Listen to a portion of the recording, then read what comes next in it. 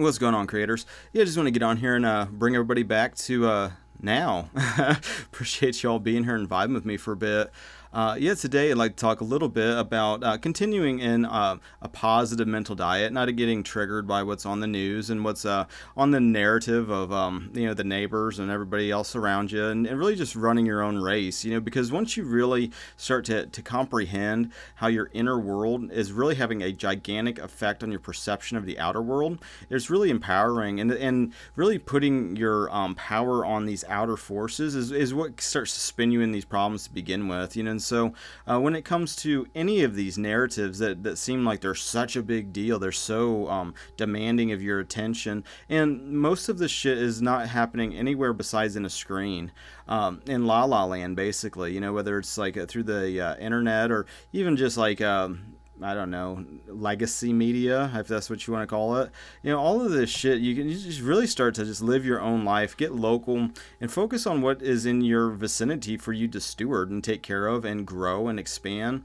And, I'm actually not even telling you can do whatever you want. But, as far as like life in, my kind of town and environment, it's really going pretty great, to be honest with you. There's like most of the COVID shit is kind of not seeming to be a really big deal. I was at a destruction derby the other day. There's probably like 700 people there. I'm thinking about sponsoring a car, for my handyman business. They call it, yeah, I don't know. We'll see how that plays out. But like, my wife is really wanting me to do that, and I might end up doing that. But like, until then, but there's like 700 people, maybe, I don't know, 800 people, 600. I mean, there's a shitload of people. Not one mask in sight, and there's police, and I mean, it was sponsored by the fire department. It's like nobody's hassling anybody about that, and things are really returning on that level. I mean, go to the grocery store, the employees are wearing masks again. I just got over COVID, I don't know, earlier this month, and I actually looked at it as like a very beneficial thing. I mean, there were some times, when it was like, I didn't take it very seriously, going into it, and didn't really adjust what I was doing that much, until it got to be about like day like 5 or 6, and my kind of like breathing symptoms were escalating, and it was just like, oh shit, I start spinning out a little bit.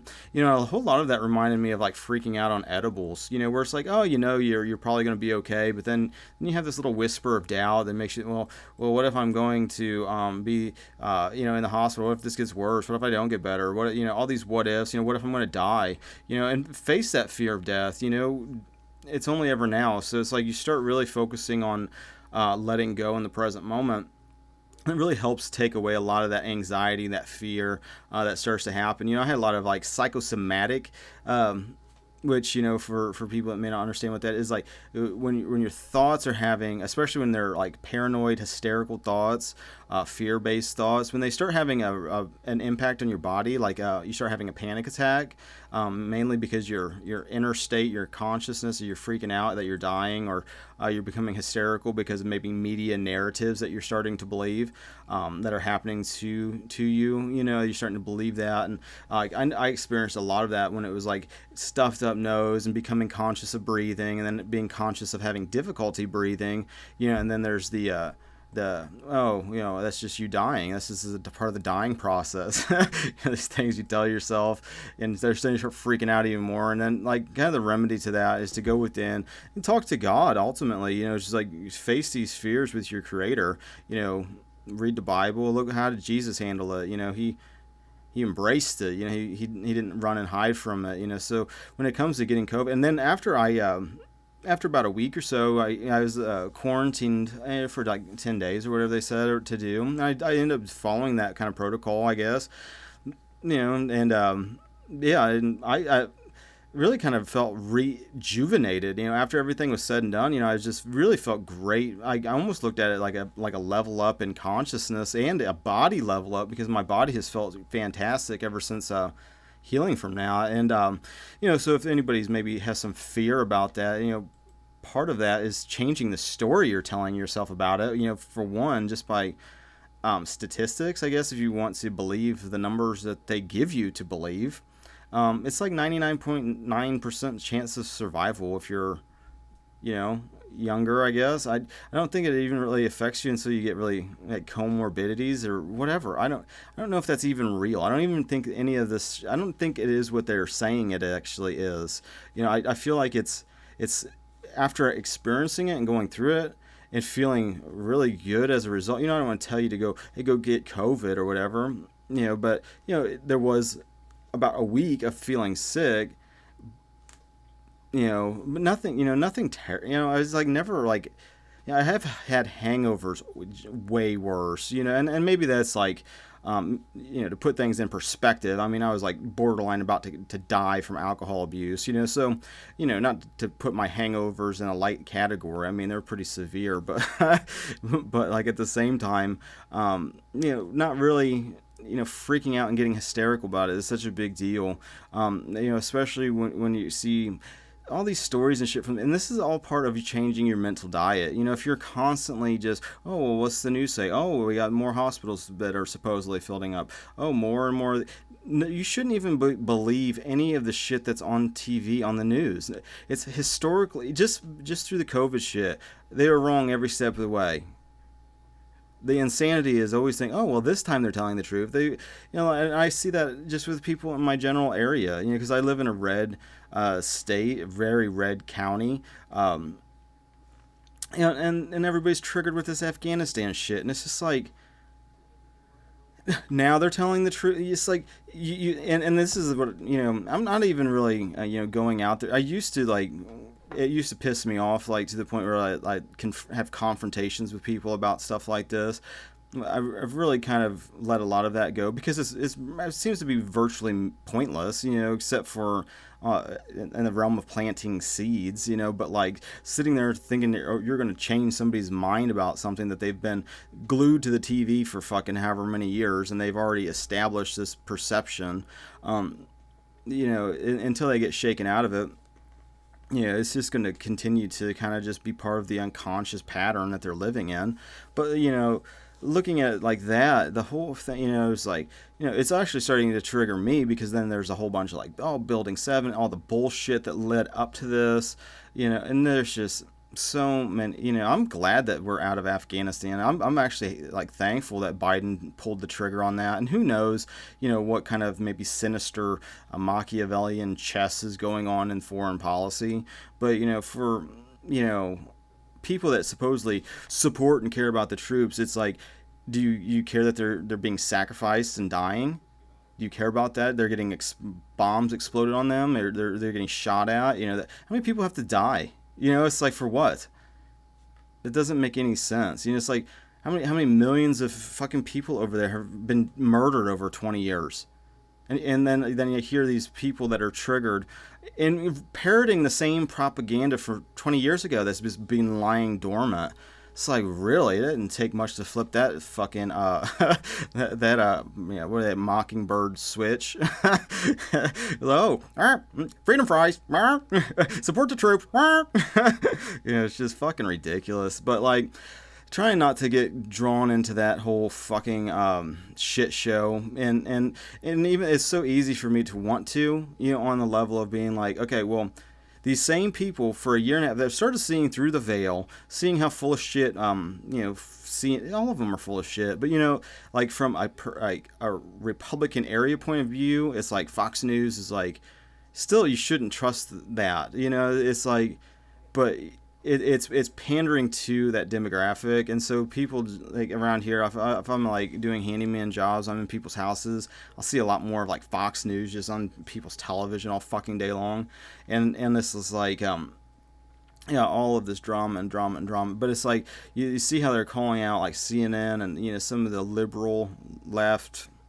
It's two wings of the same bird, really, but like, if you're in being the false binary of it all, it's like, oh well, the mask, the vax, all this bullshit, it's just like, you start seeing through that shit, you see the lies, you see the deceptions, the incompetence even, I don't think it's as people like to build it up like it's these people are just running this like this Machiavellian chess and everything. I don't think it's that at all. I think it's mostly incompetence and just reacting out of fear and just selfishness and fear, and trying to survive in a scarcity based world that's not real. And I think a lot of that, there's probably people that are consciously aware of what they're doing and trying to manipulate consciousness and this and that. But, a lot of the useful idiots that are just going along with things, I think they're just behaving unconsciously and just trying to keep their job, that they're just holding on to, for dear life. And not to sit there and judge people, you gotta try to let that go. But then it's like these same people that I'm around in my area will be like, oh, the fake news, they started saying, they're parroting that once Trump said it, but it's like, motherfucker, it's been fake that I've been aware of from a teenage years, from 9/11, it wasn't real then, and then you start seeing how they create these narratives and, oh, there's a recession. It's like, the only reason that you think that is because they keep saying it. It's like, look around you. Most economies run locally, except for these shyster kind of shifty money deals where you're just moving shit around on a screen.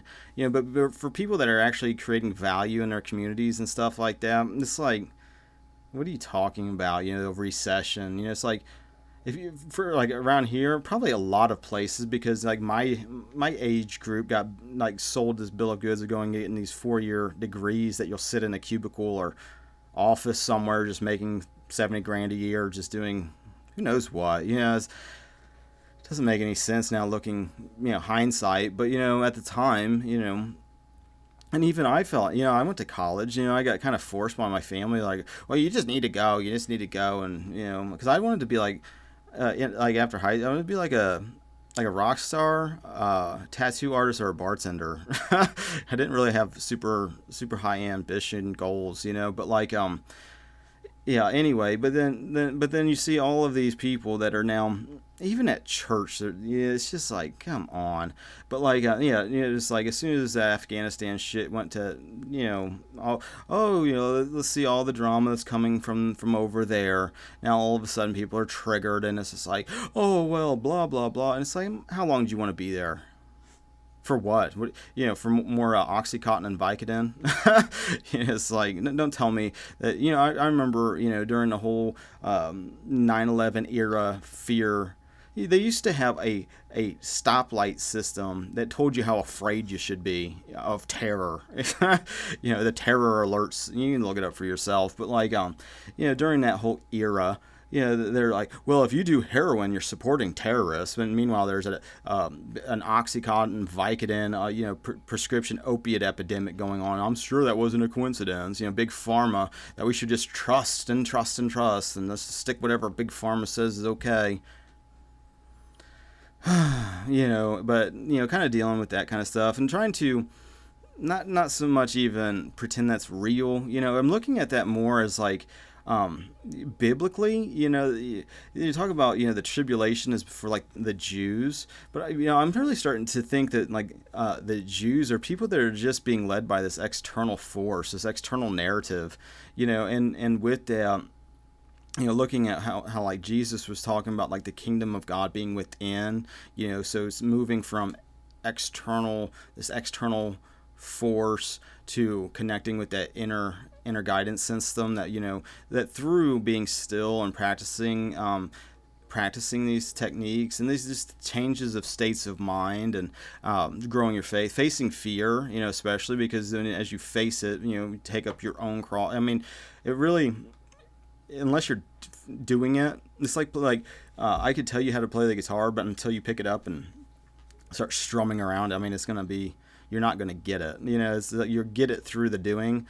And so I'm really looking at things like that, where, like separating myself from that. It's like, if people want to follow this external narrative that's verifiably just has so many holes in it and just logical inconsistencies and just nonsense, and it's upside down and inverted, and it's like, you get so tired of trying to show people. It's like, how do you not see that this is just upside down and backwards? It's a fucking circus, and meanwhile, then it's like the next thing, the next whatever comes around, and fear, and then then the scripts start just pouring out unconsciously, and people don't realize it. I don't think that they're just doing this stuff unconsciously. But if you look at the Bible, like the sin of Adam is basically Adam, gives his authority over to Satan. But then, it's corrected by Jesus. And it's like, well, how does that make sense? And how does that apply anything with my day-to-day life and consciousness and being still and present and spiritual and following the Spirit and all this kind of shit? And so it's like, oh, well, not being swayed by, the evidence of the senses, focusing on faith, which is the evidence of things hoped for or how's that go? It's like the things hoped for, but evidence not seen, or something like that. You can look it up for yourself. And actually, the Bible says it's our faith that is pleasing to God, not our works. And so, really trusting that Jesus already did the works. That's the faith, and really holding on to that it's already happening now. It's like you already have every single thing that you are petitioning and begging and pleading for. You already have it. It's already yours now. And the only thing keeping you from realizing that is the resistance and the programming that you push it away. And as crazy as that sounds, when you actually start reprogramming your mind or renewing your mind, as the Bible would say, you start coming in these scripts and these programs in your own self. A lot of like unworthiness or something maybe from childhood, a lot of childhood shit, ways of thinking that would like put on you as like from your parents. Not to say your parents did it. I've raised kids. I didn't mean to screw them up, but I probably have put some sort of programming that was unconscious and not something that definitely something you just let go of. I mean, just don't take that, even don't hold on to that, but like I got to do the same thing in my own self, where it's like, oh well, why do I have these beliefs? Getting to that point of like asking yourself why. It's like why do you desire what you desire, and why can't you connect with that energy now and just be that, and let the mirror of reality start to reflect that back to you in God's timing. So it's like, why do you have to keep checking? Why do you keep doubting? And it's like, well, because and then you just keep asking yourself. It's like, oh, why do you want to be so rich? What do you want with that? Well, I want to be able to go to the beach whenever I want. It's like, why? I want to feel free. Why? And then you just ask yourself, why do I want this? Why do I want this? What do I want from out here that I can't embody first within? In this moment now, because as you really start to embrace not living in like a linear way of being, but more of like living in the constant state of being present. And when you get these things that are triggering, it's like, okay, I got this whole thing with people around me are triggered with something going on a screen. Why does that bother me? No, because I want to be around people that see reality the way I do. Well, why? Well, because I want to be able to connect with people. Why? Because I feel, and as you keep asking yourself why. And I was listening to a guy, I think he was on Owen Benjamin's channel, and I think I followed him to his channel. I'll probably get maybe give you guys maybe give him some props, and it was kind of a good conversation and stuff. And I like more empowering people that are living by what the Bible says to do, because that's true freedom, even though that like the ego and the world would think that's insane, but like yeah, well, I mean, when you realize that God has already given it to you, and I know this for a fact through my handyman business that God provides, and the scale that God provides is unlimited. The only thing that prevents it is the resistance of like, you're just not ready for it. It's like keep stewarding in mind, and just whatever you have right now, just look at that as this is literally the best you can handle without the resistance. And so start to be thankful. And there's like more things, more responsibilities, more obligations, more shit to move around. It's not going to equate to more peace, joy, happiness, fulfillment, and all these types of things. You might get these desires that pop in, but instead of just like wanting the external symbol, connect with what does that bring to? Does it give you freedom? Does that bring you peace? Is that what you're looking for? Is just peace? And it's like the old mind, the egoic consciousness, the old you did not know how to attain peace. So listening to that old mindset to try to bring you peace is a waste of time, because if you knew how to get peace, you wouldn't, you would already have done it. who wouldn't have? I mean, it's like, you're just like being triggered, angry, and just having your energy drained by all these unconscious things going on, these behaviors and shit. And most of the stuff that you see in others is reflections of stuff going on within you. So even with this Afghanistan drama, and some of this gearing up, some of this like let's bomb the shit out of people mentality that I hear a lot around me. Let's go kill, steal, and destroy a bunch of shit. It's just like, oh, because that works so good. That it's like, how do you win a war? I mean, nobody wins a war. How many people die? Just think about it. I mean, really, what does it mean to win a war? You kill more people. Is that how you win? Because I guess if we did win, I mean, if the numbers are real about like how many people have died, they used to put in the college I was going to like a whole political science wing of all the civilians that died in Iraq, and I think Afghanistan. It was the entire wall was filled with names. It's probably millions of people. Really, and people are just like not satisfied with that. It's like, what do what do you want? What do you want to achieve?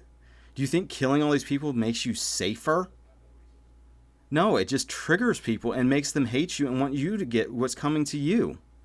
So it's like you got to stop the insanity loops and stop, wishing death on people, because you're just doing it back to yourself, because we're all connected. Everybody is connected, and so wanting to destroy and hurt others, you're doing it to yourself. There's a verse in Revelation. It's like those that lead people into slavery or captivity become captive themselves. So it's like if you are beating that drum, leading people down that path, you're leading yourself down that path too, because we're all connected, and what you're doing to others, you're doing to yourself. And like the more you're able to make that connection, go, hey, it's insane for me to hurt myself continuously. How do I do this? And big thing is your mental diet. You can change.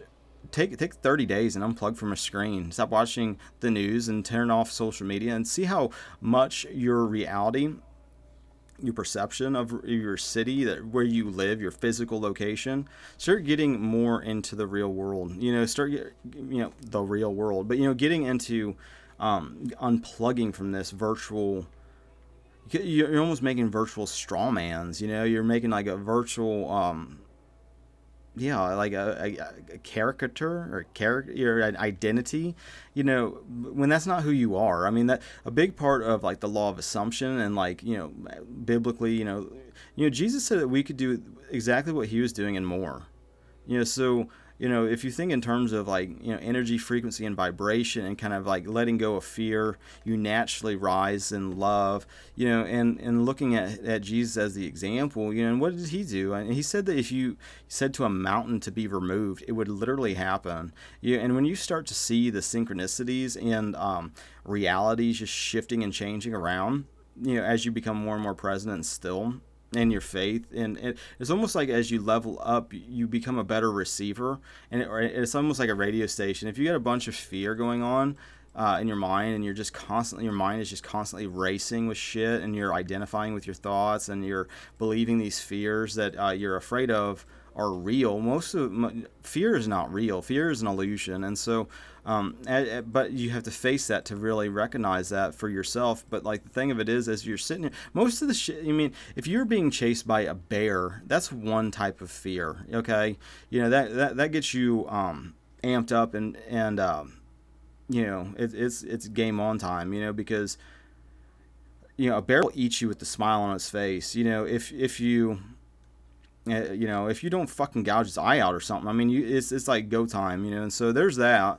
But then there's also the story fear, where we're just telling yourself these narratives and these stories, these interpretations of reality, that it's like, oh, that person gave me a dirty look, and I'm afraid they're gossiping about me. And it's like, what? Why are you even afraid of that? Why does that bother you? And it's like, well, I feel like if they tell that person and that person, they're gonna look at me funny, and then I almost feel like I'm gonna die. It's like when you boil it down, it's like you feel threatened. That's the kind of that kind of just nagging. Oh, well, what if this happens? What if that happens? Oh, what if this worst case scenario? It's like you could be sitting yourself, saying the exact opposite. Both of which, you're just kind of just imagining, but like, why not imagine better? both of these things are just, you kind of just these shit you're telling yourself over and over and over and again. It's just like, might as well tell yourself better things. And so, I just want to just kind of get on here, kind of ramble a little bit, just kind of share what's going on in, my little bubble. My handyman business is doing really good. I'm down to like one, I just call him like an employee, because he's like actually like a contractor, just for tax reasons, so it's like, he's got to take care of his own taxes and stuff, but we work together every day, and he's been doing a really good job. And we're working on a drywall job at the moment. Basically got the deposit, which pays his weekly thing, and plus probably a little bit of bonus money to him. And so really, it's a pretty stressless week for me, which that's the kind of stress I'm talking about. Oh, what if I can't afford to pay him? What if the job messes up? Oh, what if this? What if that? What if you don't gotta live like that? For one, God said you can be, do, or have anything. If you believe the promises of God are true and are living by that, you don't need anybody else's permission. It's between you and God. And if you believe that, God's already given it to you, that God's your provider, God has, brought the person that's listening to this now, I don't gotta worry about it. That's not my problem. God makes the connections. Everything just happens, just mysteriously and metaphysically. And really the inner world is the only, the consciousness is the only reality. You have what's going on in the physical realm, but in so many ways that's just a reflection. It's like you have this narrative that's going on, but a lot of that is just, part of creation. And actually, when you start to see how it's all connected, you don't get really nearly as triggered. And I'm saying that now as someone who's just said, oh yeah, I've been so triggered by what's going on, but it's like, it's easier and easier to take a big step back from it and just like not take it seriously, or laugh at it, or just do your own damn thing, and make connections locally, because it really seems like this global kind of mindset is horse shit. And it's like, oh well, what's going on in Spain today? It's just like, what's going on in the 20 miles that you spend 90% of your time? How about you worry about what's going on there and try to build a utopia there, and then just trust that as what you do, it has a big impact on what everybody else does, because we're all connected. And so the more that you be and embody the change, the more it's almost like there's multiple levels of worlds in the same world. So it's like, once you realize that things don't work linear, they work up and down, in the present moment, and they move either towards love or towards fear. And that's the only thing that's happening, is this present moment's awareness. But as you let go of the fears, it's almost like your perception of reality starts to change along with the level of consciousness that you're operating under. And, where you could be sitting in the same physical space as somebody else, you could be in dramatically different worlds. It's just totally different. I was in one of my customers' places this weekend, and they just got death like you wouldn't believe in their family. It's unreal, and like they're just, it just seemed like normal to them. And I think a big part of like that kind of normalcy is just, a lot of those internal beliefs and assumptions and everything playing out at like theater in their lives, which is because that's not how I experience reality at all, and that's not how 99.9% of the people I deal with besides them are experiencing reality either. I also had that I've had lots of that kind of experience, with people being in their houses and talking with them, because it's a different vibe, and a lot of them are experiencing life differently. A lot of them, depending on what's filling their mental diet. If they're like addicted to like this external whatever telling them what to do all the time. Oh, what's the CDC say, or the CDC say? What's the World Health Organization? What's Fauci say? What's this say? Oh, that's opposite of what they just said 2 weeks ago, and so I'm confused and disoriented. It's like, go within yourself. I mean, are you going to sign up for this? Every however many months, you're just going to just inject this random shit into your body?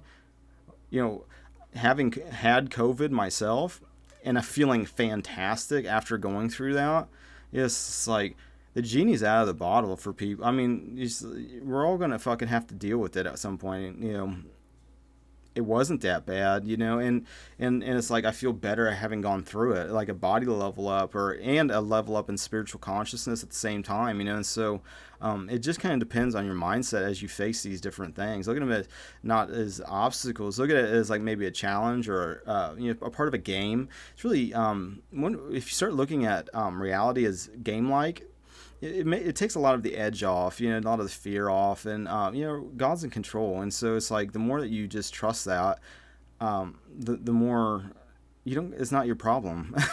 You got to worry about what is your problem, and that's your state of consciousness. That's the only thing you got to worry about is your state of consciousness. It's like, well, Mike, well, what about them over here, the they? It's like, you're not a victim, and it's like, in a lot of ways, you've created the they, and you're definitely giving power and authority to them if you're putting them on a pedestal and obeying them. So it's like, you've made them your God if you're going to sit there and obey them. It's like you can't serve two masters. So switch masters, and see how kind of peace that brings you. Ultimately, ask Jesus. Look in the Bible, see how Jesus handled these things. The Bible, is filled with metaphysical truth. And you have the Holy Spirit within you to help you understand what these stories, what these parables, all this kind of stuff, what it actually means. And so I suggest you get into it for yourself. But with that being said, I think I'm gonna bounce. So, thanks everybody for listening. Oh, thanks for like your support. Try to be more mindful about expressing gratitude. For that, because I get donations. I get people for music. If you do like a YouTube channel, you can go to my SoundCloud. If you can download it, you can use it for free in your videos. But some people like to just donate. Just because they got the cash and they like to, it's just everybody's different. And so for those that do that, I appreciate you doing that. I try to put put it to good use, and try to make my community better and everything in my house. More. We got our chickens just started laying eggs, which is kind of exciting. We haven't ate any of the eggs yet, which probably will. We got 2 of them so far, and then the turkey's getting big. I'm starting to have a little bit of like I don't know. I'm starting to grow attached to it, in this weird way, and I got to kill it and like rip its guts out and all that kind of stuff and defeather it and eat it, and so trying to kind of process that. I at first was trying not to be like anywhere near the turkey. I didn't want to get attached to it, and now for some reason I'm starting to get attached to it. As do I want to like torture it? And it's like, no, it's like I'm like learning a lot of lessons, from that, where it's like trying to give it a good life for the next month or 2, however long, it takes, before that happens. And then, try to, kill it as fast, as painless as possible, and kind of looking at it as like, maybe on some level, it volunteered to do that. I don't know if that makes any sense or not, but like, looking at it, it's like, the alternative, for a turkey, be like, be out in nature. And, for people that aren't aware of like farm animals, I mean, because you kind of get these vegan people or whatever, that like these city people that are just like think that meat and shit just comes from a grocery store. But like if you're actually around like chickens, I mean, the chickens have been pecking the ass of the turkey to the point it's bleeding, and pecking at it and like pecking at his chest and like picking on it and shit. They don't care, I mean, they don't care to attack the bird. It's like, it's weird, and so trying not to project too many of my own dramas onto the turkey is something too, but also like looking at it, it's like, well, maybe it wanted to do that, compare, if you had the choice, before like incarnating, it's like, okay, well, you'd be out in nature and possibly eaten by a raccoon or whatever, possum or fox, whatever eats turkeys in nature. I mean, you're constantly looking over your shoulder if you're a prey animal, especially like a turkey, but like you gotta find your own food, you gotta find your own water, you gotta find this, you gotta do that. Or, you can, live in a, safe environment. You're fed, watered, taken care of, protected, and, you get killed very fast and it's over, and you get to go do whatever after that. yeah, I don't know. I don't know how to process it. I'm still processing. I didn't have a problem. My mom has meat birds for like chickens, and like I help like I think we did 25 birds in one day. Like I didn't slit their throat, but I did gut them. And like I didn't have really an issue with that at all. And like but at the same time they're at my mom's house and I wasn't around them. I see this bird every day. And so yeah. With that being said, there's a little update, and yeah, I think that's gonna be it. So thanks everybody for listening, and have a good rest of your now, and God bless.